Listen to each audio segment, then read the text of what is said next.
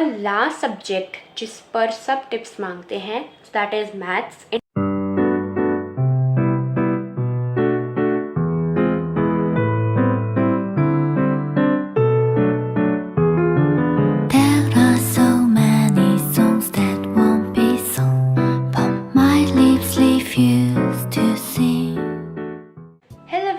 It's me Diana and I welcome you all to my YouTube channel and to yet another video. In this video I'm going to share my 9th grade results and साथ ही साथ I'm going to share my class 9th experience along with tips for all the 9th graders जो अभी 9th में आए हैं. So make sure that you watch the video till the very end. Okay, so 8th से 9th में आना it will be a very transformative phase. And 8th से 9th में आपको बहुत सारे चेंजेस दिखाई देंगे. 8th में हम कंपैरेटिवली आसान चीज़ें पढ़ते हैं बट 9th में उन्हीं सेम चीज़ों को थोड़ा डेप्थ में पढ़ाया जाएगा. सो हर एक सब्जेक्ट में थोड़ी सी कॉम्प्लेक्स होती जाएंगी चीज़ें, बट अगर आपका सही माइंडसेट है एंड आपका स्टडी रूटीन सही है so nobody can stop you from getting 95+ in class 9th. आपने अपने आसपास के लोगों से सुना होगा that 9th is tough, it is tougher than 10th, but ऐसा कुछ नहीं है. All you have to do is study consistently and पूरे फोकस के साथ, then you can achieve 95+% in class 9th. So English के लिए आई वुड से कि जब आप अपना चैप्टर पढ़ रहे हो तो साथ में आप कुछ क्वेश्चंस फ्रेम करते जाओ जो आपको लगता है कि एग्जाम में आ सकते हैं. देन जब आप चैप्टर की रीडिंग फिनिश कर लो तब आप उन्हीं सेम क्वेश्चंस को आंसर करो ताकि आपके जो आंसर फ्रेमिंग है वो आपको आ जाए. ऑल्सो राइटिंग स्किल्स और जो कॉम्प्रीहेंशन पैसेज होता है that is the most scoring. तो आपने हर रोज़ या तो एक राइटिंग स्किल को प्रैक्टिस करना है या तो एक कॉम्प्रीहेंशन को प्रैक्टिस करना है. अगर आप हर रोज़ एक राइटिंग स्किल या एक कॉम्प्रीहेंशन को प्रैक्टिस करोगे तो सोचो आपके एग्ज़ाम टाइम तक आप कितनी सारी चीज़ें प्रैक्टिस कर चुके होगे और जब एग्ज़ाम में वो क्वेश्चन कोई भी आएगा तो आप उसको अच्छे से अटेम्प्ट कर पाओगे क्योंकि आपने पहले से बहुत बार उसको प्रैक्टिस कर रखा होगा. And one more additional tip जो कि मैं दूंगी वो ये है कि आप हर रोज़ एक नया वर्ड सीखो इंग्लिश में ताकि आपकी वोकैबुलरी एनहांस हो एंड एग्ज़ाम में राइटिंग स्किल्स में आप उन वोकैबुलरी वाले वर्ड्स को यूज़ कर सकते हो जिससे कि जो टीचर होंगी उनको पता लगेगा that you have good vocabulary and आपको अच्छे मार्क्स भी मिलेंगे उससे. Okay, so in science I scored 72 out of 80 and I'm very satisfied with my science marks क्योंकि हमारा पेपर थोड़ा सा टफ आता है और थोड़ा इनडायरेक्ट आता है. It is more of concept based and half yearlies में मेरे 65 आए थे and now it is 72 so it is definitely progress. Now talking about the mistake that I made in science, तो मैंने नोट्स नहीं बनाए थे. दैट वॉज द मिस्टेक जो मैंने करी थी. मैं आपको ये बोलूँगी कि NCERT को लाइन बाय लाइन पढ़ना, ठीक है, क्योंकि कहीं से भी क्वेश्चन आ सकता है आपके एग्जाम में. So you have to read NCERT line by line and session की स्टार्टिंग में ही आप हर एक चैप्टर के नोट्स बना लेना. आप किसी और सब्जेक्ट के नोट्स बनाओ या ना बनाओ, आई विल रिकमेंड कि साइंस के तो ज़रूर नोट्स बनाया करो क्योंकि जब आपके एग्ज़ाम्स आ रहे होंगे तब आप पर थोड़ा सा प्रेशर होगा तो आप NCERT के मेन पॉइंट्स को पढ़ना भूल जाओगे. तो इसलिए आप नोट्स बनाना ताकि ईजी लैंग्वेज में आपके नोट्स हों एंड एग्ज़ाम टाइम में आपको हेल्प मिले. एंड साइंस अब जो है it will be in 3 parts that is physics, chemistry and biology. तो फिजिक्स में तो मैं सबसे पहले यही बोलूँगी कि practice as many numericals as you can. हर एक टाइप के न्यूमेरिकल्स को आप प्रैक्टिस कर लो एंड अगर कहीं पर भी डाउट आ रहा है, फॉर एग्जांपल एक पर्टिकुलर टाइप का न्यूमेरिकल आपका गलत हो गया तो उसी टाइप के और न्यूमेरिकल्स को आप प्रैक्टिस करो. इससे एग्जाम टाइम तक आपको हर एक टाइप के न्यूमेरिकल्स जो है आपको आते होंगे एंड एग्जाम में कैसा भी न्यूमेरिकल आ जाए आप उसको टैकल कर पाओगे. So next is biology and biology में तो अपने कैसे भी करके नोट्स बनाने हैं क्योंकि आपके 2 चैप्टर्स हैं. एक तो सेल है मेरे ख्याल से एंड एक टिश्यूज़ है.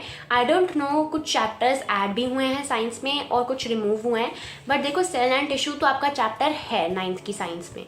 तो सेल एंड टिश्यू चैप्टर काफ़ी ज़्यादा इन्फॉर्मेटिव हैं तो आपने बायो के तो नोट्स ज़रूर बनाने ही बनाने हैं. तो आपने फॉर एग्जांपल जो भी टिश्यू की बात हो रही है आपने उसकी हेडिंग लिखनी है एंड उसके नीचे आपने लिखना है उसकी लोकेशन, वो कहाँ लोकेटेड है, उसका फंक्शन क्या है, वो क्या जनरेट करता है, कैसे वो दूसरों की हेल्प करता है. ये सारी चीज़ें आपने नोट्स में लिखनी है ताकि एग्ज़ाम टाइम में या कैसे भी कहीं से भी क्वेश्चन आ जाए तो आपको उसका आंसर पता हो. एंड केमिस्ट्री जो है इट इज़ ईजी. मेरे को तो सबसे आसान केमिस्ट्री ही लगी थी। केमिस्ट्री में there is chapter structure of atom and atoms and molecules, जो कि ज़्यादातर टफ लगता है स्टूडेंट्स को। तो उन 2 चैप्टर्स पर आपने ध्यान देना है। वो दोनों चैप्टर्स जो हैं they are like brother and sister, मतलब एक दूसरे पर डिपेंडेंट हैं वो चैप्टर्स। तो उन चैप्टर्स का आपने ध्यान देना है। बट मैं बता दूं, मेरे को तो वो दोनों चैप्टर्स काफ़ी ज़्यादा इंटरेस्टिंग लगे थे। सो आप उन दोनों चैप्टर्स पर अलग से ध्यान देना। The next subject is Hindi, and in Hindi I scored 73 out of 80, and Hindi में तो I am neutral। मैं satisfied हूँ क्योंकि मैं एक दिन पहले पढ़ी थी, एंड हिंदी में तो लिटरली मैंने यही मिस्टेक करी है कि मैं एक दिन पहले अपना सिलेबस उठाकर बैठी थी, एंड मैं पूरे साल हिंदी को इग्नोर करते हुए गई थी। तो मैं आपको भी यही बोलूँगी, don't make this mistake. Language subjects को भी उतना ही टाइम दो जितना आप बाकी सब्जेक्ट्स को दे रहे हो। एंड जो मैंने इंग्लिश में टिप्स बताई थी, you have to follow the same tips in Hindi as well. Okay, so the next subject is SST, and in SST I scored 74 out of 80, and मैं बहुत ज़्यादा satisfied थी अपने SST के मार्क्स को देखकर, क्योंकि मैं SST के एक दिन पहले रोई थी एग्ज़ाम से, मैं SST के हाफ ईयरली से पहले रोई थी एक दिन, एंड मैं 8th के SST फाइनल से पहले भी एक दिन रोई थी। सो मेरी परंपरा बन चुकी है, जो कि अब मेरे को 10th क्लास में ख़त्म करनी है इस परंपरा को। तो SST में there will be 4 parts now, that is history, civics, geography and economics.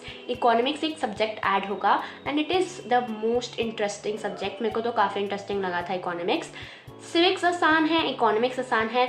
2 subjects जिन पर आपको ज़्यादा ध्यान देना पड़ेगा, that is history and geography. History में स्पेशली जो चैप्टर नंबर 2 है रशियन रेवोल्यूशन वाला, वो इतना कंफ्यूजिंग चैप्टर है, इतना लंबा चैप्टर है, इतना सब कुछ याद करने का है उसमें कि मैंने उसको पता नहीं कितनी बार, मैंने उसको 9-10 बार ही पढ़ा होगा, बट स्टिल मेरे को टिल डेट वो इतने अच्छे से नहीं आता।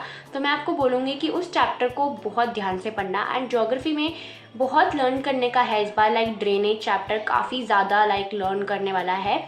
तो उन सब्जेक्ट्स पर आप न्यूमोनिक्स के थ्रू चीज़ों को लर्न कर सकते हो। आपको ऐसे लर्न होती है तो आप वैसे भी कर सकते हो, बट मैंने तो न्यूमोनिक्स के थ्रू है चीज़ों को उनको याद करा था अपने एग्ज़ाम टाइम के लिए।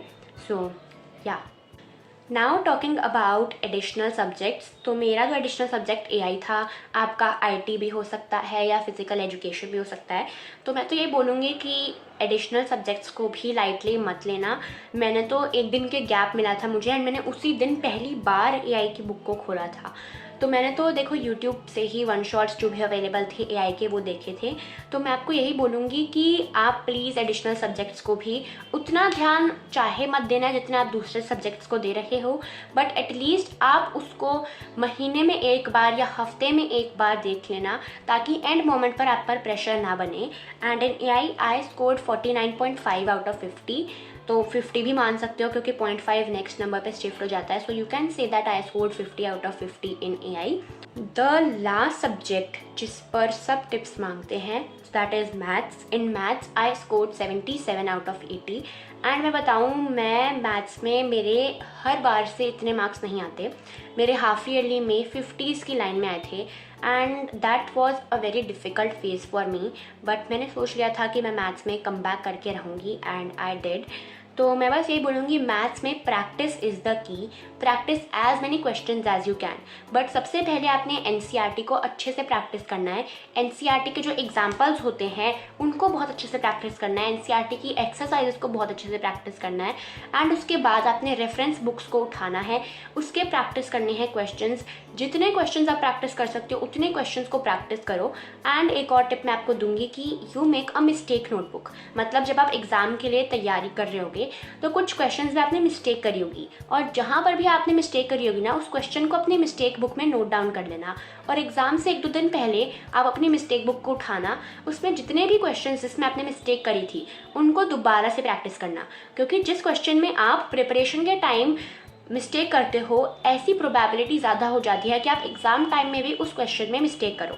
तो ऐसे ही इसीलिए आपको अपने जो मिस्टेक वाले क्वेश्चंस हैं उनको एग्ज़ाम से 1-2 दिन पहले वापस से रिपीट करना है, एंड आपने देखना है कि कहीं आप दोबारा तो उसमें मिस्टेक नहीं कर रहे हो।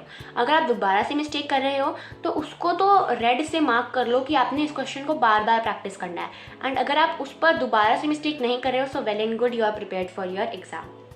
सो मैं अपनी परसेंटेज के बारे में बताना भूल गई थी। सो आई गॉट 92.2% अगर हम सारे सब्जेक्ट्स की बात करें, but if you talk about best 5 subjects, so I got 93.75%। My like desire percentage in class 9th was 95%, and अगर मैं उन मिस्टेक्स को ना करती तो मेरे 95% आ जाते. So that is why I have shared my mistakes and best tips from my side to you all, ताकि at least you can get 95%. And talking about the teachers I followed online, तो उन सब के नाम जो है मैंने डिस्क्रिप्शन बॉक्स में दे दिए हैं. एंड मैंने अपने लेवल ऑफ अंडरस्टैंडिंग के अकॉर्डिंग ही टीचर्स चूज़ किए थे. एंड बैच की बात करूँ so I have not taken any batch for 10th, और ना ही मैंने 9th में कोई बैच लिया था.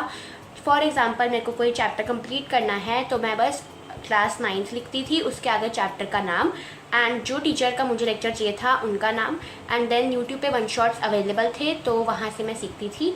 एंड या and that's it for today's video. I hope you like the video. अगर आपको वीडियो पसंद आई हो so make sure that you like the video and subscribe to my channel for more such content. I will meet you in the next video. Till then, bye bye, see you letter.